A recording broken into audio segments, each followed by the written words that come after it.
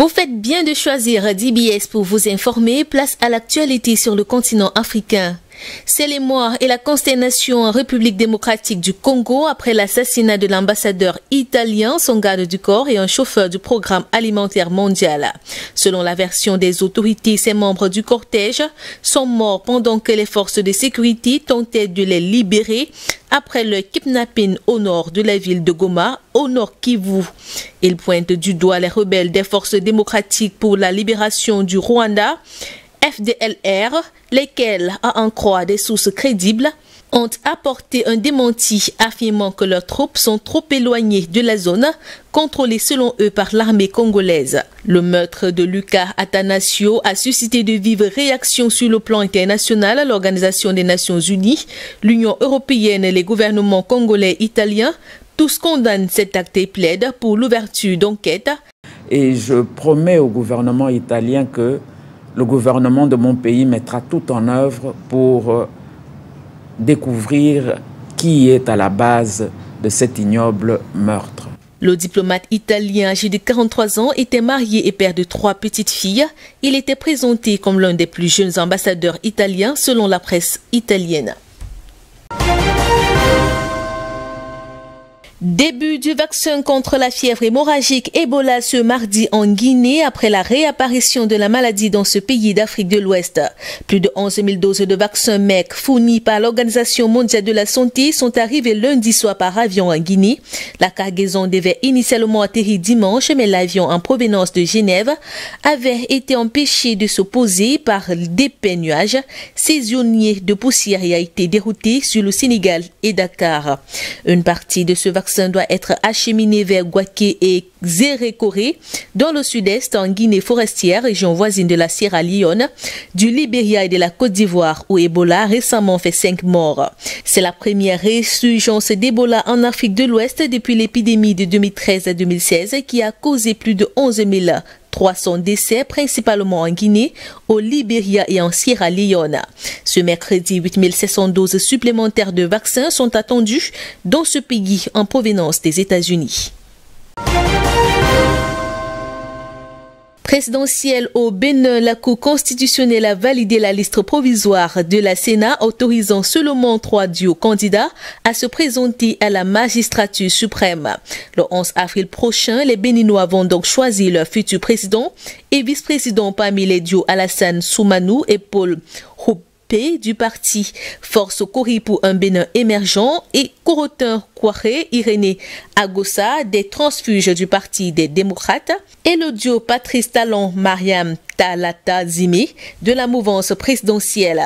Ni Joël Alvo ni Reka Madougou ne participeront à l'élection. La Cour a confirmé la liste de la Sénat qui avait écarté 17 candidats parmi lesquels les duos des démocrates et de la plateforme de l'opposition pour défaut de parrainage. Au sein de la classe politique, la pilule est amère. Plusieurs candidats récalés dénoncent une compétition taillée sur mesure avec une affiche voulue par le chef de l'État, ce que recuse le pouvoir qui soutient que les adversaires de Patrice Talon garantissent le pluralisme. En Afrique du Sud, la commission chargée d'enquêter sur la corruption d'État généralisée lorsque Jacob Zuma était au pouvoir a réclamé lundi 2 ans de prison à l'encontre de l'ex-président sud-africain pour son refus de témoigner. Depuis la création de la commission en 2018, Jacob Zuma, déjà mis en cause par une quarantaine de témoignages, multiplie les manœuvres pour éviter d'avoir à s'expliquer. Lundi 15 février dernier, l'ancien président sud-africain avait une énième fois snobé la commission anticorruption devant laquelle il était convoqué toute la semaine. Mais cette fois-ci, il avait en même temps fait fi d'une décision rendue en janvier par la Cour constitutionnelle, l'obligeant à comparaître et le privant du droit à garder le silence.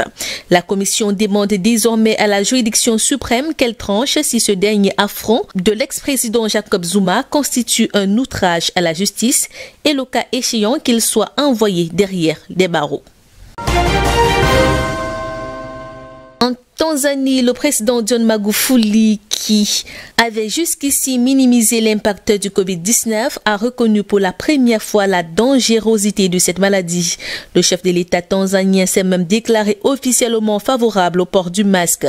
Le revirement du chef de l'État tanzanien intervient quelques jours après le décès de 2 personnalités touchées par la Covid-19, notamment le premier vice-président de l'archipel semi-autonome de Zanzibar, Seif Sharif Hamad, et le chef de la fonction publique, John Kijali. La Tanzanie a publié pour la dernière fois des chiffres officiels sur les infections coronavirus en avril 2020. Le compteur est resté bloqué à 509 cas et 21 décès. Le pouvoir avait par ailleurs déclaré le pays libéré du coronavirus grâce aux prières et à un jus à base de gingembre, oignon, citron, poivre, un cocktail dont la ministre de la Santé a fait la promotion pour éviter d'attraper le virus. Un détour en Algérie avant de refermer cette édition. Des milliers de manifestants ont défilé à Alger et dans d'autres villes du pays à l'occasion du 2e anniversaire du Irak. Ce lundi, des protestataires se sont frayés un chemin vers le centre de la capitale malgré un important dispositif policier. Déclenché le 22 février 2019, le mouvement populaire du Irak avait poussé au départ du président Abdelaziz Bouteflika après 2 mois de contestation. La manifestation de ce lundi était le cortège le plus imposant depuis l'arrêt des marches hebdomadaires le 13 mars 2020 à cause de la pandémie de coronavirus. Selon le Comité national pour la libération des détenus, près d'une centaine de personnes ont été interpellées à travers le pays. Ce 2e anniversaire du Irak a lieu au lendemain d'un remaniement annoncé par le président Abdelmadjid Tebboune qui a vu le départ de 6 ministres. Le chef de l'État algérien a également dissous l'Assemblée nationale, chambre basse du Parlement, ouvrant comme prévu la voie à des législatives anticipées dans les 6 mois.